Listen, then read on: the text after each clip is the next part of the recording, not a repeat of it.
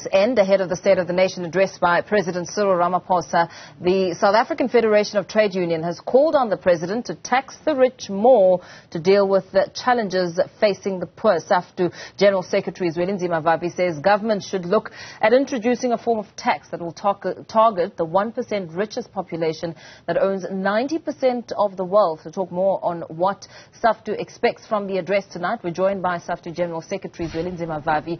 Very good morning to you. Thank you so much for your time. You're saying tax the rich to fund the poor. Talk to us about what you're expecting to hear from the President this evening.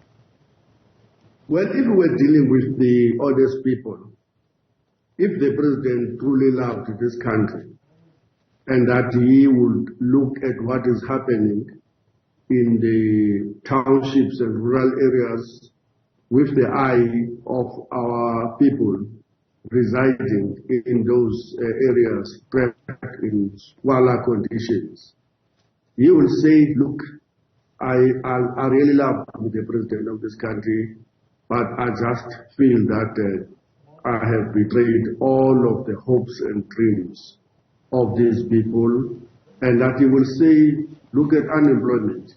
It has increased even further under my leadership. He will say, look at the levels of poverty in this economy.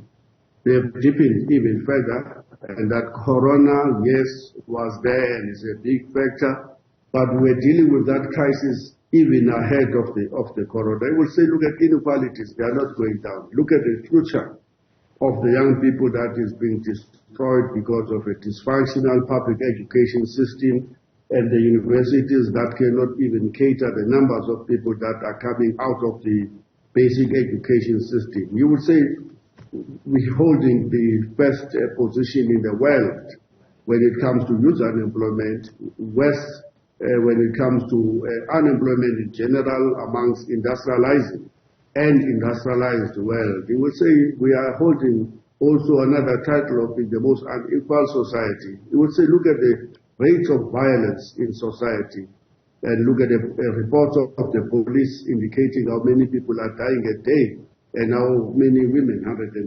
women, get raped every single day in the country. And then you will say, for the sake of the future of this generation, I'm throwing in a towel. I'm announcing my resignation and I'm making a call on this parliament to dissolve this executive and to call for fresh elections and in the Republic so that we can see whether we cannot get around in the crisis we are facing at ESCOM because of maybe future leadership that will come into play and of addressing the youth unemployment crisis, the drug pandemic afflicting the young people in our country and all of that. That's what somebody who loves this country will say. But somebody who continue to look at this crisis through the eyes of the mining Indaba or Houghton or Sandton or Mhlanga and or the rich suburbs of Cape Town, we will see no real crisis. We'll just see that there are statistics that are not looking good, but will never put himself in the situation facing the people at the informal settlement of Koman who are being evacuated as we speak because of the rains and they going back into the hall to join the long queues of those that were moved out of their houses in Durban. Last year in April, when they saw their 10 of rain bombs. That's the situation. That's the state of the country. We are standing at the doorsteps of a failed state. Then the people who should admit that we actually at the doorsteps of the failed state are those that promised us, our people, a better life for all. There's no better life for all. As we're making a point, that 1% of the population occupies the wealth of 90% of the population of this country. At least a caring government will say to that 1%, unless we can develop a common destiny with the poorest marginalized, this country will end up one day in ruin, which no one will win from.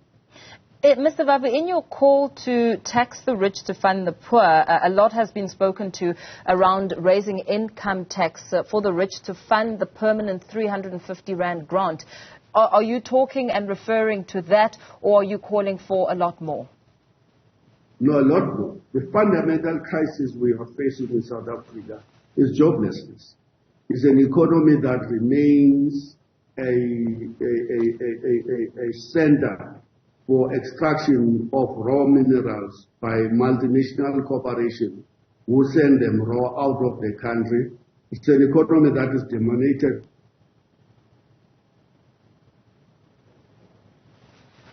Okay, we appear to have lost SAFTU General Secretary Zwelinzima Vavi speaking of his expectations ahead of the State of the Nation address. Of course, we do continue to bring you the build-up to the State of the Nation address.